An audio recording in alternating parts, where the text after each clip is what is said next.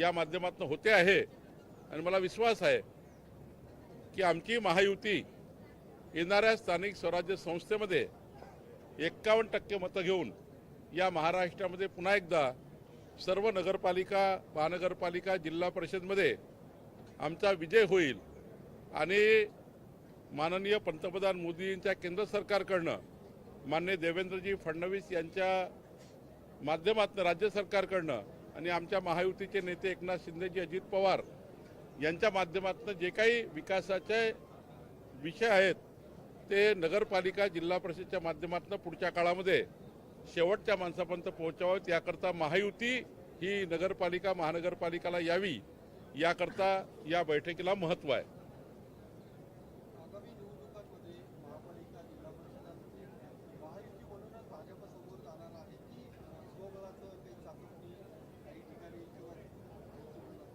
माननीय मुख्यमंत्र्यांनी कालपासनं जे आता काल 13 जिल्हे आणि आजचे 5 जिल्हे आणि कोकणात होणारे आता यानंतरची बैठक त्यामधले 6 जिल्हे या संपूर्ण जिल्ह्यात आणि परवाच्या सोमवारच्या होणाऱ्या अमरावती विभाग आणि नागपूर विभागाच्या बैठकीत या सर्वच बैठकीमध्ये माननीय मुख्यमंत्री सूचना देत आहे. आमचे अध्यक्षही सूचना देत आहे की महायुतीमध्येच त्या ठिकाणी निवडणुका व्हाव्यात. पण एखाद्या ठिकाणी समजा महायुतीमध्ये निवडणूक झाली नाही तर मनभेद तयार होतील असं कुठलंही स्टेटमेंट भारतीय जनता पार्टीचा कुठलाही कार्यकर्ता करणार नाही. आपण मोठ्या भावाच्या भूमिकेमध्ये आहोत. त्यामुळं एखाद वेळी समोरून जरी काही एखादी प्रतिक्रिया आली असेल तरी भारतीय जनता पार्टीच्या कार्यकर्त्यांनी आपण मोठ्या भावाच्या भूमिकेतली भूमिका निभवावी आणि त्या ठिकाणी सर्व महायुतीच्या कार्यकर्त्यांना त्या ठिकाणी सहकार्य करावं. ज्या ठिकाणी महायुती होणार नाही त्या ठिकाणी मनभेद होणार नाही असं वर्तन करावं. कुठलंही त्या ठिकाणी महायुतीला डॅमेज करणारे स्टेटमेंट कोणी नेत्यांनी देऊ नये असे या ठिकाणी सूचना माननीय मुख्यमंत्री देवेंद्र फडणवीसजींनी या सर्व बैठकीत दिल्या आहेत.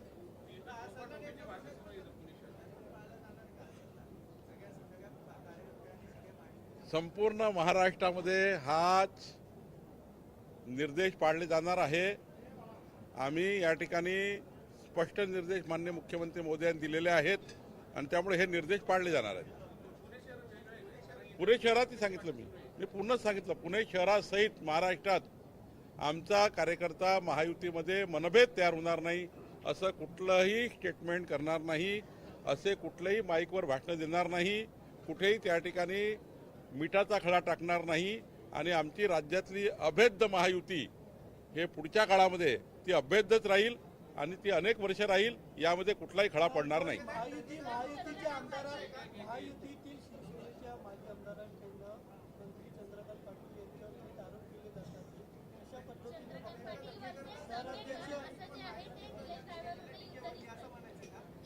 मी आपल्याला वारंवार सांगतो आमच्याकडनं कुणीही व्यक्ती महायुतीच्या निवडणुकीच्या काळामध्ये कुठलंही असं मनभेद करणारं स्टेटमेंट करणार नाही.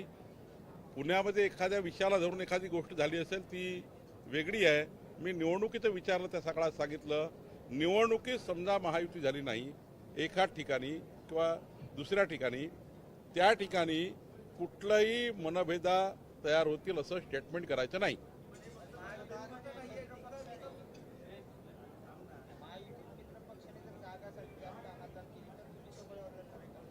आम्ही कुठलंही सोबळाची तयारी करत नाही. आम्ही महायुतीचाच त्या ठिकाणी पूर्ण विचार करतो आहे. आम्ही आत्ता माननीय मुख्यमंत्र्यांनी खालपर्यंतचे आता एका बैठकीत किमान 300 पदाधिकारी आहेत एका जिल्ह्यामध्ये. प्रत्येक पदाधिकाऱ्याला निर्देश दिले आहे की तुम्ही त्याच्या लेवलला जाऊन सर्वही चर्चा करा, महायुती चर्चा करा. आमचे 13 पक्ष महायुतीमध्ये आहे. ज्या ठिकाणी पंचायत समिती असेल, जिल्हा परिषद असेल, नगरपालिका असेल, महानगरपालिका असेल, ज्या ज्या ठिकाणी शक्य आहे, ज्या ज्या ठिकाणी 13 पक्ष जे महायुतीमधले आहे त्या ठिकाणी जसं आता विनय कोरेजी आहेत जनसुराज्यामध्ये त्यांच्याशी काही ठिकाणी चर्चा होईल, शिवसेनेची होईल, राष्ट्रवादीची होईल, पण चर्चा होईल आणि कोणत्याही परिस्थितीमध्ये आम्ही महायुतीला समोर जाऊ आणि समजा महायुती झाली नाही तर मनभेद होणार नाही एवढी काळजी आम्ही घेऊ. कोणी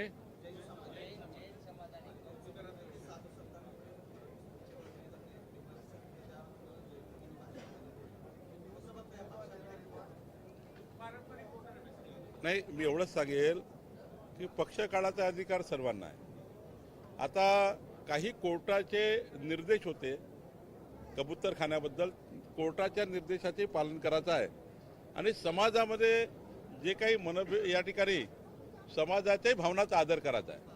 त्यामुळे जैन समाजाच्या भावनाचा आदर होईल याची सरकारची भूमिका स्पष्ट आहे आणि कोर्टाच्याही आदेशाचं उल्लंघन होणार नाही यातला तिसरा मार्ग का काढता येतो आहे, त्यामध्ये पूर्ण विचार सरकार करत आहे.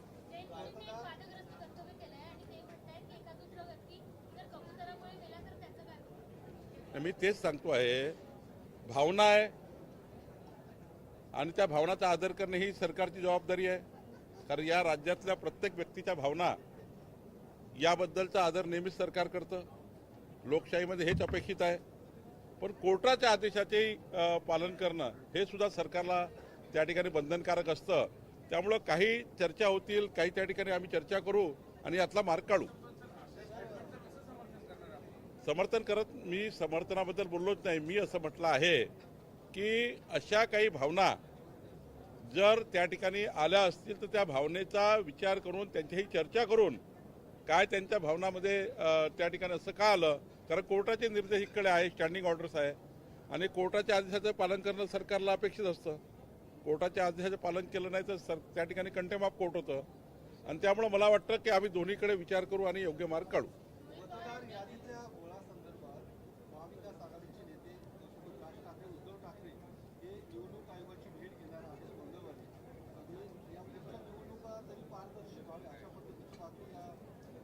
मला कळतच नाही तुम्हाला काय त्यातलं गुळ माहीत होत नाही. ते स्टंटबाजी करतात आहे. गुळ काय त्यातलं स्टंटबाजी करताय. आत्ताही राज्य निवडणूक आयोगाने मतदार याद्या प्रकाशित केल्या आहे. प्रभाग वाईज प्रकाशित केला आहे, वॉर्ड वाईज प्रकाशित केला आहे, पुन्हा महानगरपालिकेच्या याद्या येतील. तुम्ही याद्या आल्यावर तुमचे बूथ लेवल एजंट काय करतात, तुम्ही तुमच्या बूथ लेवल एजंटचा मेळावा घ्या ना आणि त्यांना सांगा. बूथ लेवल एजंटला भाजपाचे बूथ लेवल एजंट आहे, काँग्रेसचे आहे, राष्ट्रवादीचे आहे, सर्वच पक्षाचे आहे.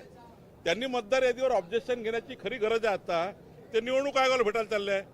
हे स्टंटबाजी आहे. म्हणजे उद्या निवडणूक हरले तर सांगता येईल आम्ही निवडणूक आयोगाला भेटलो होतो, बघा आम्ही निवडणूक आयोगाला भेटलो होतो, आम्ही मागणी केली होती याद्या खऱ्याखुऱ्या लावा. आता याद्या लावल्यात त्याच्यावर ऑब्जेक्शन घ्या ना. कुठलं वाटतं तुम्हाला, कुठली यादी अडचणीची वाटतं? हा खोटारडेपणा आहे, हा स्टंटबाजी आहे. कुठल्याही पद्धतीने निवडणुकीला निराश झालेले आहेत, लढण्याची परिस्थिती नाही आहे. 51% महायुती 51%वर आहे हे त्यांना समजलं आहे. त्यांचेही सर्वे त्यांना सांगतात आहे की तुम्ही हारणार आहे आणि त्यामुळं हरलेल्या मानसिकतेमध्ये करावयाचे प्रयोग म्हणून हे लोक महाविकास आघाडीचे लोक हे आयोगाकडे हे देणे ते देणे. मग ते एक तर ते सकाळचे कोणतरी त्या ठिकाणी हो तेच सांगतो ना, ते महाकलाकार जे आहे सकाळच्या नाट्यातले ते महाकलाकार तसे म्हणतात देवेंद्र फडणवीस दिला समोरच्याला. हे स्टंटबाजी नाही आहे, स्टंटबाजीच आहे. स्टंटबाजी करण्याऐवजी याद्या तपासा. याद्या तपासा ना. तुम्हाला विधानसभेच्या निवडणुकीत तुम्ही याद्या तपासल्या, आताही तपासा पुन्हा आणि ऑब्जेक्शन घ्या. चुकीचं असेल तर निघेल.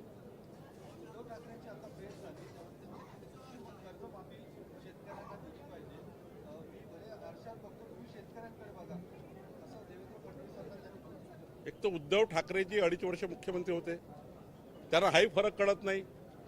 31,000 कोटी रुपये सरकारने पॅकेज दिलाय, हे इन्शुरन्सचे पैसे नाही आहे. म्हणजे मला कळत नाही की मुख्यमंत्री असलेल्या व्यक्तीने असे बेजबाबदार स्टेटमेंट का करावे. राजकारण ठीक आहे, राजकारणाचे भाषणही ठीक आहे, पण मुख्यमंत्री असलेल्या व्यक्तीने बेजबाबदार बोलावं हे मला त्या ठिकाणी न पटण्याला, म्हणजे महाराष्ट्राला न कळण्यालायक आहे. पूर्ण पॅकेज आहे 31,000 कोटीचं आणि कुठल्या शेतकऱ्याला कसं मिळणार, जमीन खरडून गेलेल्या शेतकऱ्याला किती मिळणार, ज्यांच्याकडे मृत्यू झाला त्यांना कसं मिळणार, कोंबड्या बकऱ्या जनावरे गेले त्यांना कसं मिळणार, सर्व स्पष्ट आहे. आणि 31,000 कोटी रुपये आम्ही माननीय मुख्यमंत्री एकनाथजी आणि म्हणजे मुख्यमंत्री देवेंद्र फडणवीसजी, एकनाथ शिंदेजी आणि अजितदादा तिघांनी बसून 4 कामं 4 प्रोजेक्ट थांबले चालतील हा विचार केला. पण शेतकऱ्याची दिवाळी मात्र अंधारात राहू नये हा विचार केला. आणि हे राजकारण करताय आता तिकडे जाऊन हंबरडा वगैरे काही करताय.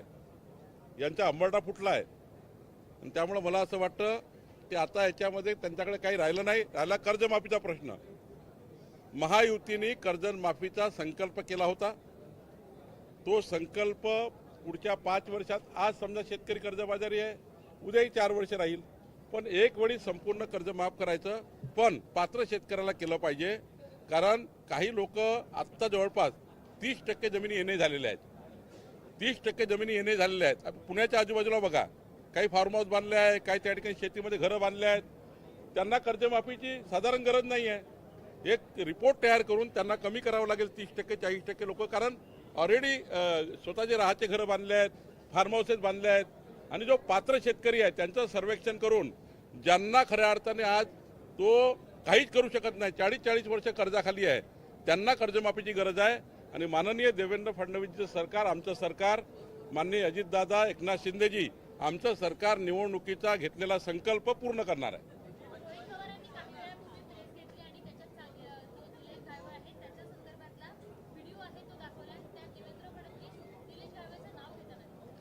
माझं काय म्हणणं आहे,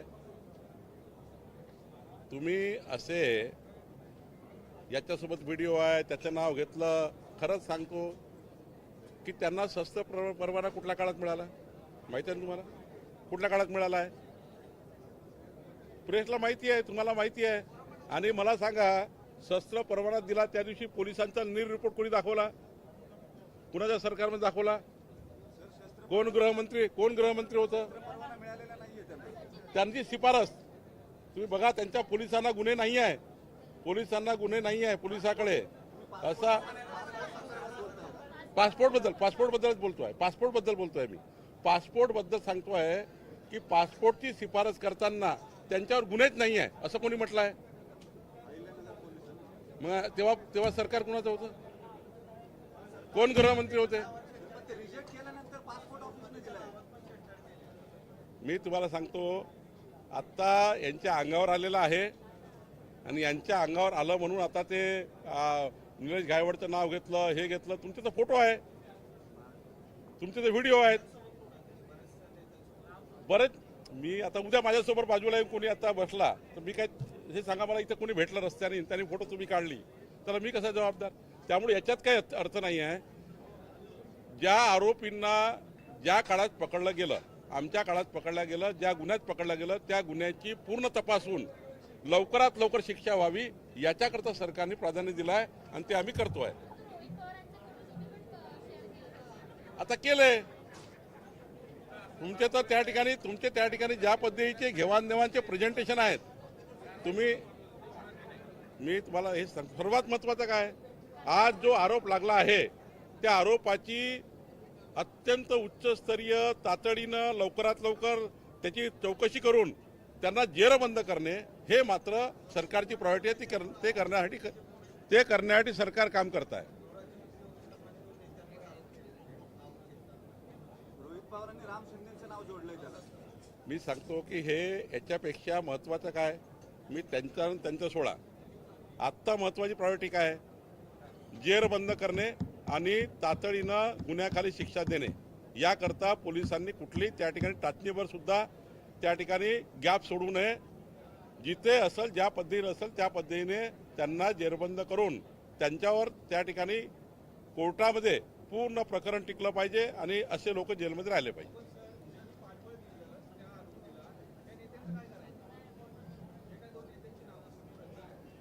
ते पोलीस तपासात येईल ना. पोलिसांच्या चार्जशीटमध्ये साऱ्या गोष्टी येतात. कोण कोणाचे कॉल असतात, कोण कोणाचे फोटो असतात, कोण कोणाची संबंध असतात. त्यामुळं पोलिसांच्या चौकशीत सारं येणार आहे.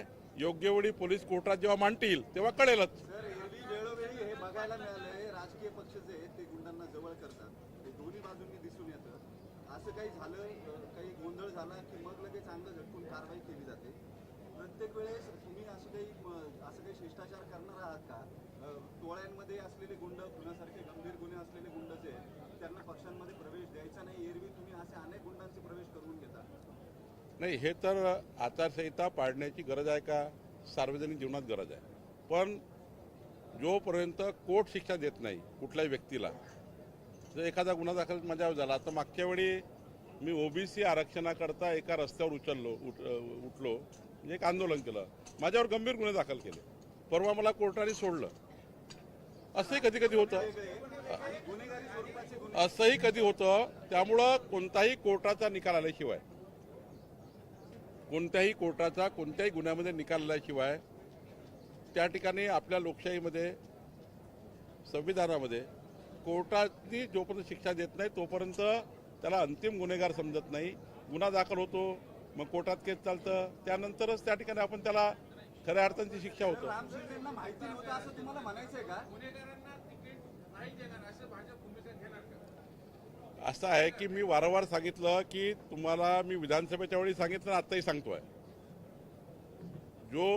जर एखादी कोर्टाने जर एखाद्याला शिक्षा दिली असेल आणि कोर्टात गंभीर शिक्षा झाली असेल, गंभीर गुन्हेगार झाली असेल, तर निश्चितपणे पार्टी त्याचा विचार करेल. सर साधा प्रश्न आहे, राम शिंदेंना हे माहिती नव्हतं का की निलेश जायवळवरती 2 मोके 4 खुनाचे गुन्हे ते 2022च्या तुम्ही आता एक विषयाला धरून त्यापेक्षा शेतकरी कर्जमाफी, जे म्हणताय इतके मोठे व्यक्ती आता विधान परिषदेचे अध्यक्ष आहेत, यापूर्वी आमदार मंत्री राहिलेले आहेत, त्यांना हे माहिती नाही का की आपल्या सोबत जो गाडीत बसून 24 तास फिरतो, प्रचार करतो, तो मोक्याचा आरोपी आहे, मोक्यातनं ऍक्विटल झालंय, तो टोळी चालवतो पुण्यामध्ये, असं तुमचं म्हणणं आहे का? म्हणजे तुम्हाला त्यांना मी तुम्हाला वारंवार सांगतो आहे की तुमचं म्हणणं पूर्ण त्या ठिकाणी ते राम शिंदेलाच विचारावं लागेल, कारण राम शिंदेच्या तेव्हाची भूमिका काय होती, तेव्हाचा काळ काय होता, तुम्ही त्यांना विचारा. प्रश्न झाला माझा.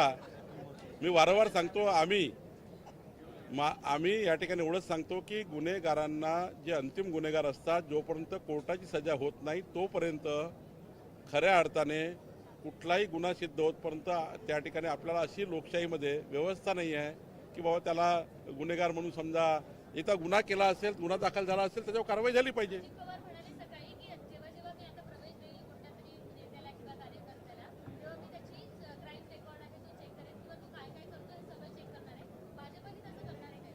मी वारंवार सांगतो आहे, जोपर्यंत कोर्टाची शिक्षा कुणालाही होत नाही तोपर्यंत त्याचं जे स्वातंत्र्य आहे, कुठल्याही पक्षात काम करताना, या पक्षात काम करताना, त्या पक्षात काम करताना, त्याला ते स्वातंत्र्य आहे. आणि त्यामुळं कुठल्याही परिस्थितीमध्ये कोर्टाची शिक्षा झाल्याशिवाय कुणालाही त्या ठिकाणी गुन्हेगार, अंतिम गुन्हेगार ज्याला म्हणतो, ते कोर्टाच्या शिक्षेनंतर होतं. आता माझा एक महसूलचा एक विषय माझा नाही, माझा महसूलचा विषय आहे, तो जरा महत्त्वाचा आहे. राज्याच्या 3.5 कोटी लोकांकरता आहे. आज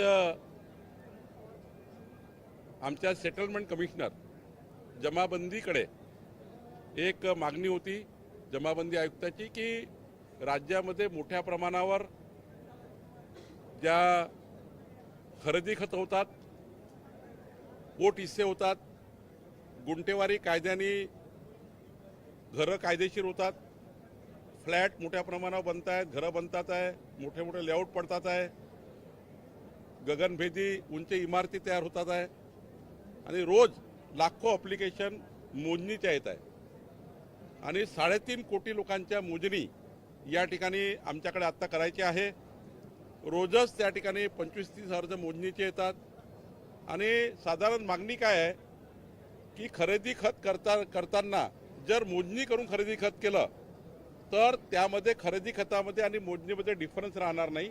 आता काय होतं आहे, डायरेक्ट खरेदी कर आणि म्युटेशन फेरफार होतो आहे आणि त्यामुळं खरेदी खतात जर त्या ठिकाणी एरिया चुकला तर तो परमनंट चुकतो. त्यामुळे राज्य हा विचार करत आहे. माननीय देवेंद्र फडणवीसजींनी सूचना दिल्या होत्या की असं करता येईल तर बघा की कायद्यामध्ये दुरुस्त करून, नियमावली करून इतर राज्यामध्ये कर्नाटक आणि आंध्र प्रदेशमध्ये ज्या पद्धतीने केला आहे त्या पद्धतीने आमच्याकडे, आमच्या सेटलमेंट कमिशनरकडे प्रत्येक जिल्ह्यामध्ये परवानाधारक खाजगी भूमापक आणायचे, त्यांच्याकडनं मोठ्या प्रमाणावर एम्प्लॉयमेंट करायचे आणि मोठ्या प्रमाणावर क्वालिफिकेशन त्यांचं फिक्स करावं, जे आमचं क्वालिफिकेशन आहे. आणि या मोजण्या 30 दिवसाच्या आत पूर्ण झाल्या पाहिजे. ॲप्लिकेशन मिळाल्याच्या 30 दिवसाच्या आत मोजणी झाली पाहिजे. मोजणीनंतर खरेदी खतानंतर त्या ठिकाणी फेर घेतला पाहिजे, जेणेकरून कुणाच्याही फ्लॅटमध्ये, कुणाच्याही घराची त्या ठिकाणी रजिस्ट्री अचूक होईल. आणि म्हणून आज राज्य सरकारने अधिसूचना जाहीर केली. या राज्यामध्ये आता जे खाजगी परवानाधारक भूमापक येणार आहे आणि त्यांच्या माध्यमातून राज्याची मोजणी चालू होईल आणि आमचे जे सिटी सर्वे ऑफिसर आहे, आमचे जे डेप्युटी SLR आहे, हे त्याला सर्टिफाईड करतील आणि त्यामुळे एक मोठी यंत्रणा मोजणीसाठी आम्ही उतरवतो आहे. याचं एक टेक्निकल क्वालिफिकेशनवर या ठिकाणी एम्पॅनलमेंट होणार आहे. राज्याच्या 3.5 कोटी लोकांना आज त्या ठिकाणी जी महत्त्वाचा मोजणीची गरज आहे आणि पुढे येणारे जे मोजणी भूसंपादन वगैरे प्रकरणं आहेत, यातनं आपला एक राज्याला आतापर्यंतच्या महसूलच्या आतापर्यंतच्या कारकिर्दीमध्ये हा ऐतिहासिक निर्णय राज्य सरकारने केला आहे आणि राज्य सरकारने या निर्णयाच्या माध्यमातून या राज्याच्या लाखो शेतकऱ्यांना, शेतमजुरांना, घरमालकांना जे 90 दिवस 160 दिवस मोजणीला लागायचे, आता 30 दिवसामध्ये मोजणी होईल असा निर्णय राज्य सरकारने घेतला आहे. आमच्याकडे ऑलरेडी मॅपिंग आहे राज्याचं. नकाशा द्यावा लागतो. तुम्ही आले तर तुम्ही पैसे भरता, आम्ही नकाशा देतो. तेव्हा नकाशा जो त्या ठिकाणी आमचं रोवर आहे, आमचं त्या ठिकाणी रोवरनी तो जेव्हा मोजणी करेल, मोजणी केल्याबरोबर आमच्या सिटी सर्वेअरकडे येईल. सिटी सर्वे आमचा त्या ठिकाणी मॅच करेल आणि मग त्यांना सिटी सर्वे सर्टिफिकेट देईल. खाजगी मोजणीदार सर्टिफिकेट देणार नाही. मोजणीकरता जे अधिकारी त्या ठिकाणी आपल्याला पाहिजे होते, म्हणजे मोजणीकरता जे त्या ठिकाणी भूमापक पाहिजे होते, ते भूमापक आम्ही आता आणलेले आहेत.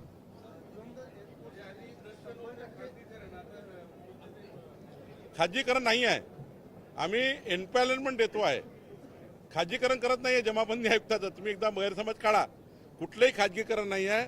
तुम्ही या ठिकाणी जसं आर्किटेक्ट एम्पॅनलमेंट करतो, हाय क्वालिफाईड भूमापक एम्पॅनलमेंट होईल.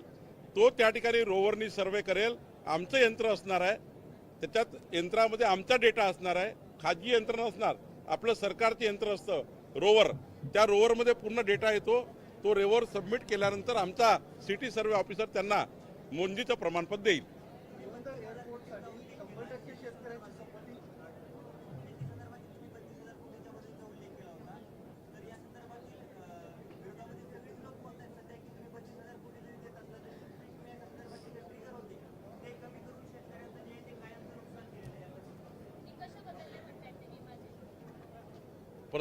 PM म्हणजे पीक विमा योजनेचा विषय वेगळा आहे. पीक विमा योजनेचं जे अनुदान मिळालं ते वेगळंच ठेवलेलं आहे. आमचं आत्ता जे आहे ते हे पॅकेज जे आहे, जे शेतकऱ्यांना नुकसान भरपाईचं पॅकेज आहे आणि त्यामुळं विरोधकांचा आरोप फसवा आहे. विरोधक आरोप करण्यात, कारण त्यांना तेव्हा काही राहिलं नाही. आता तुम्ही गावातल्या एका मराठवाड्याच्या शेतकऱ्याकडे जा, तो सुखी आहे. तो म्हणतो आहे की देवेंद्र फडणवीस सरकारचं, एकनाथ शिंदेजी, अजित पवारच्या सरकारचं पॅकेज हे चांगल्या पद्धतीचं आहे, आम्हाला त्याचा न्याय मिळालेला आहे. ही शेतकऱ्याचं म्हणणं या ठिकाणी पॅकेजच्या बाजूने आहे. विरोधक राजकारण करताय. उद्धव ठाकरेला मी आता सांगितलं, उद्धव ठाकरेंना 2.5 वर्षात मुख्यमंत्रीपद समजलंच नाही आहे. त्यामुळं ते असे बोलतात आहे. मंत्रालयात 2दा आले, विधिमंडळात 3दा आले फक्त 2.5 वर्षात. त्यांना पुन्हा त्या ठिकाणी तपासच केला नाही कधी.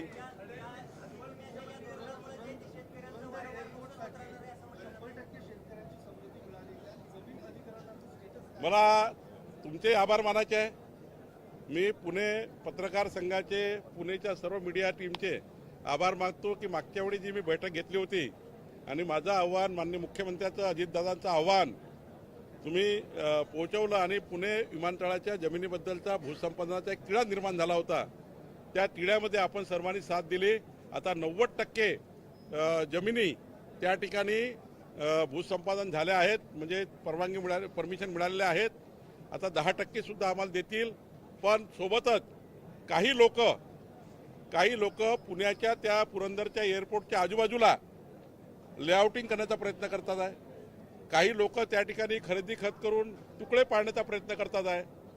त्यांचा सर्व पुणे पुरंदर एअरपोर्टचा जे त्या ठिकाणी एरिया आहे, त्यांच्या जो प्रभावित क्षेत्र असणार आहे, त्या प्रभावित क्षेत्रामध्ये कुठलंही घर बनणार नाही, कुठलीही खरेदी खत होणार नाही. याकरता सरकारने काळजी घेतलेली आहे.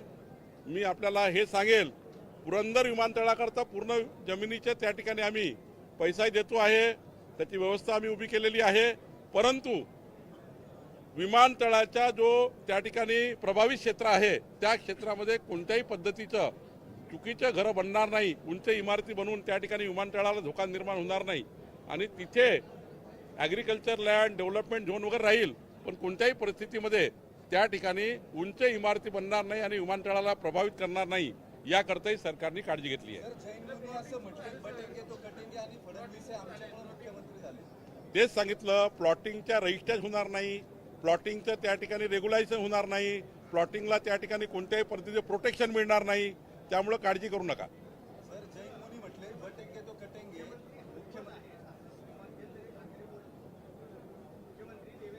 कोण ठाकरे? अच्छा, उद्धवजी ठाकरे बोलले. नाही, राजसाहेब आहेत, उद्धवजी आहेत.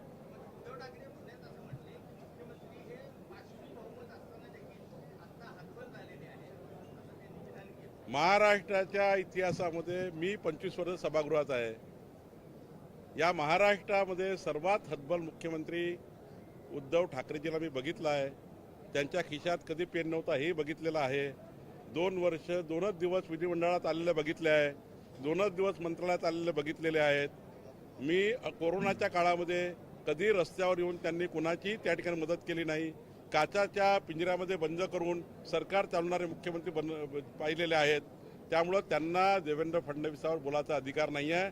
देवेंद्र फडणवीस हे असे मुख्यमंत्री आहे ज्यांनी 14 ते 19च्या काळामध्ये हे राज्य देशात प्रथम क्रमांकावर आणलं आणि आता माननीय देवेंद्र फडणवीसजींनी, आमच्या एकनाथ शिंदे अजितदादांनी राज्याचं 2029चा महाराष्ट्र, 2035चा महाराष्ट्र, 2047चा महाराष्ट्र याचं विजन तयार केलेलं आहे. जर उद्धव ठाकरेला वाटतं, पाहून घ्या एकदा की 2047च्या महाराष्ट्राचं विजन काय केलं आहे, कुठल्या पद्धतीनं पुणे बदलणार आहे, कुठल्या पद्धतीनं मुंबईचा विकास होणार आहे, कुठल्या पद्धतीने नागपूर नाशिक बदलणार आहे, याचं संपूर्ण विजन डॉक्युमेंट तयार करणारे माननीय देवेंद्र फडणवीस राज्याचे सर्वात सक्षम मुख्यमंत्री आहेत. याबद्दल राज्याच्या 14 कोटी जनतेला कॉन्फिडन्स आहे, उद्धव ठाकरेला नाही आहे.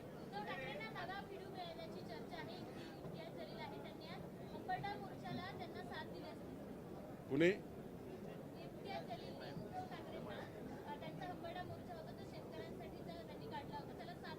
ते साथ देतीलच, कारण उद्धव ठाकरेचे जेव्हा खासदार निवडून आले तेव्हा पाकिस्तानचे ध्वज फडकले होते, नाशिकमध्ये, परभणीमध्ये फडकले होते आणि धाराशिवमध्ये फडकलेले होते. जेव्हा उद्धव ठाकरे विजयी झाले लोकसभेमध्ये तेव्हा पाकिस्तानचे ध्वज फडकताना पाहिले. त्यामुळे असे लोक त्यांना साथ देणारच आहे.